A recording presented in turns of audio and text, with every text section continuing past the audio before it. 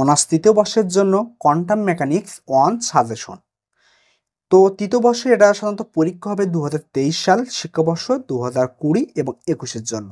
তো তোমাদের আগেই একটা বিষয় ক্লিয়ার করি, এখানে কিন্তু আমি সম্পূর্ণ খ এবং গ বিভাগের জন্য যে সাজেশনটা দিয়েছি, সাজেশনটা কিন্তু অনেক গুরুত্বপূর্ণ এবং তোমাদের এটা যেহেতু এখন থেকে প্রশ্ন একটু কমন আসবে, তার কারণে তোমাদের ন্যাশনাল ইউনিভার্সিটির মূল যে সাজেশন আছে সেই সাজেশন থেকে যে প্রশ্নগুলো কমন আসতে পারে, মানে যে প্রশ্নগুলো অ্যাকচুয়ালি দরকার, সেই সম্পূর্ণ প্রশ্নে কিন্তু তোমাদের সমাধান দেওয়া হবে। তার জন্য অনলাইন কোর্সের জন্য এনু ফিজিক্স অ্যানালাইসিস যে মেসেজ করতে পারো, অথবা স্ক্রিনে দেওয়া হোয়াটসঅ্যাপ নাম্বারে কিন্তু তোমরা যোগাযোগ করতে পারো এই সম্পূর্ণ প্রশ্নের সমাধানের জন্য। আমি এখানে তোমাদের যে সাজেশন দিব, অথবা এই সাজেশন ব্যতীত তোমরা যদি এক্সট্রা প্রশ্নের সমাধান চাও তবুও তোমরা পেতে পারবে ওই কোর্সে, অনলাইন কোর্সে, ঠিক আছে। তো প্রথম খ এবং গ বিভাগে দেখো অধ্যায় 1 ভৌত ভিত্তি, তার মধ্যে আমরা যে প্রশ্ন করা নিয়েছি তার মধ্যে প্রথম হচ্ছে চিরত বল বিজ্ঞানের ব্যর্থতা আমাদের আলোচনা করতে হবে, অথবা চিরত বল বিজ্ঞানের ব্যর্থতা এবং কোয়ান্টামের উদ্ভব সফলতা সম্বন্ধে আলোচনা করতে হবে, ঠিক আছে। তো 2 নম্বর আছে উপরিপাতন নীতি ব্যাখ্যা করো। 3 নম্বরে আছে যে আমাদের এখানে ডি প্রকৃতির তরঙ্গদৈর্ঘ্যের রাশিমালা নির্ণয় করতে হবে বা প্রতিষ্ঠা করো। প্রমাণ করো যে পি সমান এইচ আপন ল্যামডা বা অথবা lambda equal to H by P প্রতিকূল প্রসারী তত্ত্ব বহন করে, এটা। তো 4 নম্বরে আছে দেখো উইলসন সমারফিল্ড কোয়ান্টাম শর্ত প্রয়োগ করে বক্সে আবদ্ধ কণার শক্তি রাশিমালা প্রতিপাদন করো, অথবা উইলসন সমারফিল্ড কোয়ান্টাইজ শর্ত ব্যবহার করে দেখাও যে দৈর্ঘ্যের একমাত্রিক বাক্সে আবদ্ধ একটি কণার শক্তি স্তর বিচ্ছিন্ন প্রকৃতির, সেটা আমাদের নির্ণয় করতে হবে। তো এরপরে 2 অধ্যায় কিন্তু অনেক গুরুত্বপূর্ণ একটা অধ্যায়, বিশেষ করে কোয়ান্টাম মেকানিক্সের। এখান থেকে কমপক্ষে 20 থেকে 40 মার্কের মতো আসতে পারে, এখান থেকে শুধুমাত্র 2 অধ্যায় থেকে 20 থেকে মিনিমাম 20 থেকে 40 মার্কের জন্য। তো এদের কিন্তু অনেক গুরুত্বপূর্ণ। কোয়ান্টাম বলবিদ্যায় মৌলিক ধারণা, তো তার মধ্যে দেখো কি কি আছে, অপারেটর কাকে বলে, কোয়ান্টাম বলবিদ্যায় অপারেটরের গুরুত্ব উল্লেখ করো। 2 নম্বর আছে হাইজেনবার্গের অনিশ্চয়তা নীতি ব্যাখ্যা করে কোয়ান্টাম তত্ত্বে এর গুরুত্ব আলোচনা করতে হবে। 3 নম্বর আছে ভরবেগ অপারেটরের আইগেন মান ও আইগেন ফাংশন নির্ণয় করো।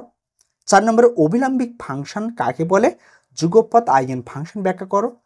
5 নম্বর আছে অপারেটর কাকে বলে, প্রমাণ করো যে হার্মিশন অপারেটরের আইগেন মান বাস্তব। 6 নম্বর আছে যে একটি ইলেকট্রন 10⁻⁹ মিটার দূরত্বের ভেতর অবস্থান করে তবে ইহার বেগের অনিশ্চয়তা আমাদের বের করতে হবে। তো 7 নম্বর আছে একটি ইলেকট্রন অবস্থানের অনিশ্চয়তা বের করো যেখানে ডেল ভি সমস্যার একটা নির্দিষ্ট মান দেওয়া আছে, ঠিক আছে। 8 নম্বরে হাইজেনবার্গের অনিশ্চয়তা নীতি বিবৃত প্রমাণ করো, অথবা প্রমাণ করো ডেল এক্স ডেল পি সমান এইচ স্কয়ার ডিভাইডেড 2, এটা। তো এরপরে 9 নম্বর আছে হ্যামিল্টনিয়াম অপারেটরের গুরুত্ব লিখো। 10 নম্বরে দেখাও যে হ্যামিল্টনিয়াম অপারেটর হলো হার্মিশিয়ান অপারেটর। তো এরপরে 11 নম্বরে দেওয়া আছে প্রমাণ করো যে সম্ভাবনা ঘনত্ব সময় অনির্ভরশীল। 12 নম্বর দেওয়া আছে হার্মিশিয়ান অপারেটর কাকে বলে, দেখাও যে ভরবেগ অপারেটরটি একটি হার্মিশিয়ান অপারেটর, ঠিক আছে। তো দেখো এই 13 নম্বর প্রশ্নটা কিন্তু অনেক গুরুত্বপূর্ণ, প্রমাণ আসতে পারে X P equal to I square প্রসারী তত্ত্ব বহন করে, এই প্রশ্নটা কিন্তু অনেক গুরুত্বপূর্ণ একটা প্রশ্ন। অথবা X to the power N P সমান I H square N X to the power N minus X, একটা প্রমাণ আসতে পারে। অথবা এক্স তার বিপরীত অল্টারনেটিভ হিসেবে X P to the power N সমান I square N P to the power N minus one, একটা প্রমাণ আসতে পারে। অথবা একটা গুরুত্বপূর্ণ প্রমাণ এক্স আই পি জে সমান I square delta I J, এই প্রমাণটা কিন্তু আসতে পারে। তো এরপরে 14 নম্বরে আছে যে সাই অফ এক্স সমান ই টু দি পাওয়ার মাইনাস মুডের মতো এক্স সাইন 2x তরঙ্গ ফাংশনকে নর্মায়িত করো, এখানে আমাদের নর্মায়িত করতে হবে নর্মায়নের সূত্র অনুসারে। 15 নম্বরে দেওয়া আছে প্রমাণ করো যে একটি হার্মিশিয়ান অপারেটর দুইটি আইগেন ফাংশন ও আইগেন মান দ্বয় অসমান হলে এরা অভিলম্বিক হবে। 16 নম্বরে দেওয়া আছে যে কোয়ান্টাম বলবিদ্যার মৌলিক স্বীকার্যসমূহ বিবৃত করো। 17 নম্বরে দেওয়া আছে একটা সীমা, এই সীমার মধ্যে অবস্থিত ডিউটেরিয়ান কণা ও আলফা কণা বেগের আমাদের অনিশ্চয়তা আমাদের বের করতে হবে। তো এরপরে 18 নম্বরে দেওয়া আছে দেখাও যে সমতা অপারেটর হ্যামিল্টন অপারেটর এইচ সাথে বিনিময় করে, অথবা প্রমাণ করো যে পাই এইচ সমান 0 অথবা এইচ পাই ইকুয়াল টু 0। তো এই প্রথমটা আরও একভাবে থাকতে পারে, যেহেতু সমতা অপারেটরকে পাই দ্বারা প্রকাশ করা হয়, যদি সমতা অপারেটরকে প্রশ্নে আর এইচ চায় তাহলে সমতা অপারেটরকে তোমরা আর ধরে করবা, আর এইচ ইকুয়াল টু 0 বা এইচ আর ইকুয়াল টু 0, এটা আমাদের প্রমাণ করতে হবে। ঠিক আছে, জাস্ট দুইটা অল্টারনেটিভ হিসেবে আছে, এই দুইটা কিন্তু দুইভাবে একটু হালকা একটু ডিফারেন্স আছে এখানে, পাই এবং এইচ চাইলে এটাই, এবং এইচ এবং পাই চাইলে হালকা একটু ভিন্নতা আছে। ঠিক আছে, তোমরা যখন অনলাইন কোর্সে একটা ভিডিও দেখবে তখন এই বিষয়টা ক্লিয়ার হয়ে যাবে।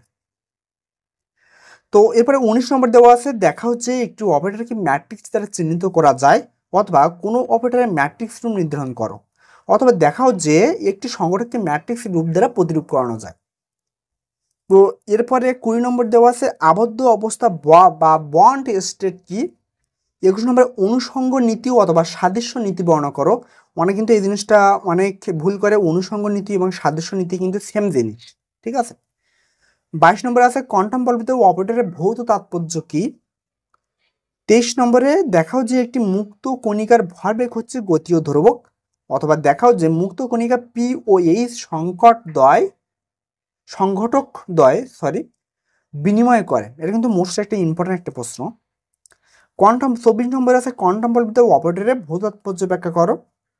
25 নম্বরে আছে যে প্রমাণ করছে ত্রিমাত্রিক স্থানাঙ্ক ব্যবস্থায় ভরবেগ operator P equal to minus I square del, এটা আমাদের প্রমাণ করতে হবে। 26 নম্বরে আছে সম্পূরকতার নীতি বিবৃত ও ব্যাখ্যা করো।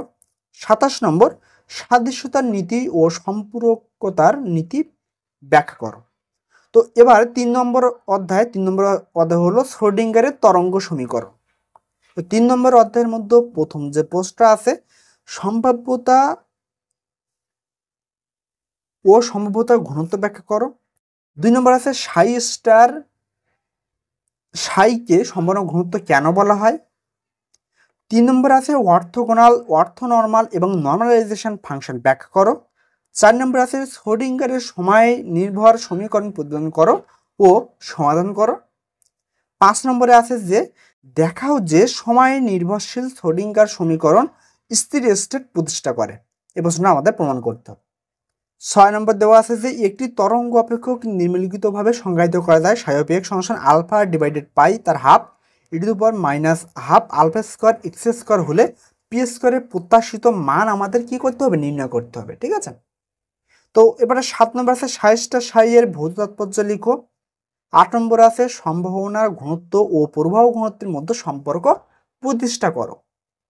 9 নম্বর হচ্ছে তরঙ্গ অপেক্ষক সাই অফ আর সমান 1/r e⁻⁻⁰ সম্ভাবনার ঘনত্ব প্রবাহ বের করো। এর জন্য সম্ভাবনা প্রবাহ ঘনত্ব আমাদের বের করতে হবে। 10 নম্বর আছে দেখাও যে দুইটি আইগেন ফাংশনের বা আইগেন অপেক্ষকের আইগেন মান দ্বয় অসমান হলে অপেক্ষক দ্বয় পরস্পর কি অভিলম্বিক হবে। 11 নম্বর আছে তরঙ্গ অপেক্ষক সাই অফ এক্স সমান e⁻x sin 2x কে নর্মালিত করো। ঠিক সেম ক্রমে তরঙ্গ অপেক্ষক সাই অফ এক্স সমান e⁻x sin alpha x 2x যায় আলফা এক্স কে নর্মালিত করে। এই দুইটা কিন্তু অনেক গুরুত্বপূর্ণ একটা প্রশ্ন। 13 নম্বর দেওয়া আছে তরঙ্গ ফাংশনের নরম্যান বলতে কি বোঝো।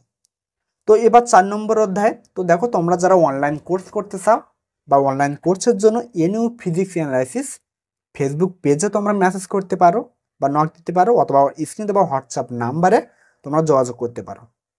ঠিক আছে, তো এবার 4 নম্বর যে অধ্যায়, 4 নম্বর অধ্যায় আছে অবস্থান সময়ের উপরিপাতন নীতি এবং তরঙ্গ অপেক্ষকের ফুরিয়ার রূপান্তর মালা। তো প্রথমে 1 নম্বর প্রশ্নটা আছে ভরবেগ নির্দেশনায় শ্রোডিঙ্গার তরঙ্গ সমীকরণ প্রদান করো। 2 নম্বর আছে একটি একমাত্রিক তরঙ্গ অপেক্ষক সাই অফ এক্স টি সমান A sine pi X divided 2a e⁻i⁻t divided a square, এবং যেখানে একটা লিমিট দেওয়া আছে এ ও ই ধ্রুবক। এর জন্য আমাদের দেখো কি কি প্রমাণ করতে হবে, 3টা প্রমাণ। এর মান নির্ণয় করতে হবে এখান থেকে, সাইয়ের ভৌত তাৎপর্য বের করতে হবে এবং ভরবেগ অপারেটরের প্রত্যাশিত মান আমাদের নির্ণয় করতে হবে। 3 নম্বরে দেওয়া আছে সাই অফ এক্স সমান e⁻x² ডিভাইডেড 2 তরঙ্গ অপেক্ষককে নরমাল করতে হবে। 4 নম্বরে দেওয়া আছে গাউসিয়ান তরঙ্গ প্যাকেট বলতে কি বুঝো। 5 নম্বরে প্রমাণ করো যে সময় সাপেক্ষে গাউসিয়ান তরঙ্গ প্যাকেটের বিস্তৃতি ঘটে। ঠিক আছে, তো এবারে 5 নম্বরের যে প্রশ্নটা, 5 নম্বর অধ্যায় হলো একমাত্রিক সমস্যাবলী। তো একমাত্রিক সমস্যাবলীর মধ্যে গুরুত্বপূর্ণ যে প্রশ্নটা আছে, একটি একমাত্রিক বর্গাকার সসীম বিভব কূপের জন্য আমাদের লিমিট দেওয়া আছে, এর জন্য শ্রোডিঙ্গার সমীকরণের সমাধান করো এবং কণা শক্তি স্তর সময় নির্ণয় করতে হবে। অথবা প্রশ্নটা এভাবে থাকতে পারে যে বর্গাকার সসীম বিভব কূপে আবদ্ধ কণা শক্তি স্তরে নির্ণয় করো। ঠিক আছে, প্রশ্নটা এভাবে থাকতে পারে। 2 নম্বরে দেওয়া আছে দেখা হয় যে রৈখিক সন্ধি স্পন্দকের আইগেন মান নন ডিজেনারেট। 3 নম্বরে দেওয়া আছে রৈখিক সন্ধি স্পন্দকের আইগেন মান নির্ণয় করো এবং প্রমাণ করো যে E N equal to N plus half A square omega, অথবা গতিশীল চলকের প্রত্যাশিত মান বের করো। এই প্রশ্নটা কিন্তু একই প্রশ্ন। তো এবার 4 নম্বর আছে রৈখিক সন্ধিত স্পন্দকের 0 পয়েন্ট শক্তি অথবা শূন্য বিন্দু শক্তি নির্ণয় করো অথবা তাৎপর্য ব্যাখ্যা করো, অথবা শূন্য বিন্দু শক্তি কি। এটা কিন্তু 2022 সালে এসেছে, তবুও কিন্তু এটা অনেক ইম্পর্টেন্ট, এই প্রশ্নের সাথে রিলেটেড আছে। তো এরপরে 5 নম্বর আছে যে একটি ইলেকট্রনের প্রাথমিক শক্তি ই নিয়ে একটি বিভব পাত ভি অফ এক্স এর দিকে অগ্রসর হচ্ছে। ভি অফ এক্স একটা নির্দিষ্ট লিমিটের মধ্যে দেওয়া আছে। ই গ্রেটার দেন ভি নট এর জন্য দেখাও যে প্রতিফলন এবং প্রতিসরণ উৎপাদকের সমষ্টি 1, অথবা আমাদের এক ধাপ বিশিষ্ট ই গ্রেটার দেন ভি নট এর জন্য প্রমাণ করতে হবে যে প্রতিফলন এবং প্রতিফলন সহগের মান সর্বাধিক, অর্থাৎ আর প্লাস টি ইকুয়াল টু কিন্তু 1। এটা কিন্তু অনেক গুরুত্বপূর্ণ একটা প্রশ্ন, বলা যায় এটা আসতে পারে। অথবা এই প্রশ্নটা 3 ভাবে থাকতে পারে, তার ইকুয়াল টু এই সেম ভাবেই এক ধাপ বিশিষ্ট প্রতিবন্ধকের ক্ষেত্রে আর প্লাস টি ইকুয়াল টু 1 এটা আমাদের প্রমাণ করতে হবে। তো এবারে 6 নম্বরে আছে যে দেখাও যে সরলসন্ধিত স্পন্দকের পরিপূর্ণ শক্তি স্তর সমান ব্যবধানে। ঠিক আছে। 7 নম্বরে রৈখিক সন্ধি স্পন্দকের শ্রোডিঙ্গার সমীকরণ প্রতিপাদন করো এবং তার সমাধান বের করতে হবে। এবং 8 নম্বরে দেখো একটি একমাত্রিক দৃঢ় বিশিষ্ট অসীম, আগে করছিলাম সসীম, এবার কিন্তু অসীম একটা বিভব কূপ দেওয়া আছে, তাই আবদ্ধ কণার শক্তি স্তর নির্ণয় করতে হবে। অথবা একমাত্রিক দৃঢ় দেয়াল বিশিষ্ট ওয়াসিম বিভব কূপে একটা লিমিট দেওয়া আছে, লিমিটের মতো শক্তি স্তর রাশিমান নির্ণয় করতে হবে এবং নরমায়িত তরঙ্গ অপেক্ষক আমাদের নির্ণয় করতে হবে। তো এবারে 9 নম্বরে দেওয়া আছে একটি একমাত্রিক বিভব কূপ নিম্নরূপে সংজ্ঞায়িত করো। সেটা হলো V of x equal to একটা নির্দিষ্ট লিমিট দেওয়া আছে। এই কূপে কণার শক্তি স্তর এবং আনুষঙ্গিক অভিনর্মী আইগেন অপেক্ষক আমাদের নির্ণয় করতে হবে। ঠিক আছে। তো এবারে 10 নম্বর আছে একটি আয়তকার প্রতিবন্ধকতা, এত একটা মধ্যে এত গ্রাম ভরের একটি কণিকার নির্গমনের সম্ভাব্যতা নির্ণয় করো, যেখানে ভি নট এবং ই এর মান দেওয়া আছে, প্রতিবন্ধকতা প্রস্থও দেওয়া আছে। ঠিক আছে। তো এবার 6 দেখো, 6 কিন্তু অনেক গুরুত্বপূর্ণ, কিছুটা একটা দুইটা প্রশ্ন কিন্তু এখানে গুরুত্বপূর্ণ, বলা যায় যে শিওর আসবে। তার মধ্যে একটা প্রশ্ন হলো যে দেখাও যে হাইড্রোজেন পরমাণু সমস্যাকে একটি এক বস্তু সমস্যায় রূপান্তরিত করা যায়। 2 নম্বর আছে সাই অফ এক্স একটি নির্দিষ্ট মান দেওয়া আছে, একটি মুক্ত কণার তরঙ্গ অপেক্ষক এন এর মানটা নির্ণয় করতে হবে। 3 নম্বর দেওয়া আছে হাইড্রোজেন পরমাণুর ভূমি তরঙ্গ ফাংশন সাইয়ের একটা মান দেওয়া আছে, অথবা সাই 100 এর মানটা নির্ণয় করো। সাই 100 এবং 4 নম্বরে দেওয়া আছে সাই 200 এর মান। সাই 100 এবং সাই 200 কিন্তু বারবার যে কোনো একটা রিপিট হয়, সাই 200 আসে না সাই 100 আসে। ঠিক আছে। এবার 5 নম্বরে দেওয়া আছে যে প্রমাণ করে যে হাইড্রোজেন পরমাণুর গড় প্রত্যাশিত মান আর এর প্রত্যাশিত মানের শর্ত 3/2 এ নট এবং 1/r এর প্রত্যাশিত মানের শর্ত 1/a নট, যেখানে প্রতিগুলো প্রচারিত তত্ত্ব বহন করে। তো এবারে 6 নম্বর হলো যে হাইড্রোজেন পরমাণুর শ্রোডিঙ্গারের তরঙ্গ সমীকরণে ওরীয় অংশের সমাধান করে আইগেন মান ও আইগেন ফাংশন নির্ণয় করো। তো এখানে হলো তোমাদের সমাপ্ত হয়ে গেল 6 অধ্যায়। তো দেখো তোমরা যারা চাও অনলাইন কোর্সের জন্য, এখানে কিন্তু অনেক প্রশ্ন দেওয়া হয়েছে। এই প্রশ্নের সম্পূর্ণ সমাধানের জন্য তাহলে NU physics analysis Facebook page অথবা হোয়াটসঅ্যাপ স্ক্রিনে দেওয়া হোয়াটসঅ্যাপ নাম্বারে কিন্তু আমরা যোগাযোগ করতে পারো।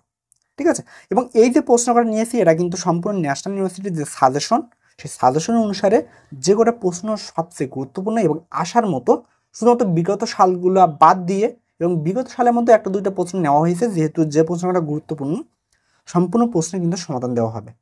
তোমরা যারা অনলাইন কোর্স করতে চাও তারা কিন্তু অবশ্যই যোগাযোগ করতে পারো। ধন্যবাদ সবাইকে, সবাই ভালো থাকবে, সুস্থ থাকবে।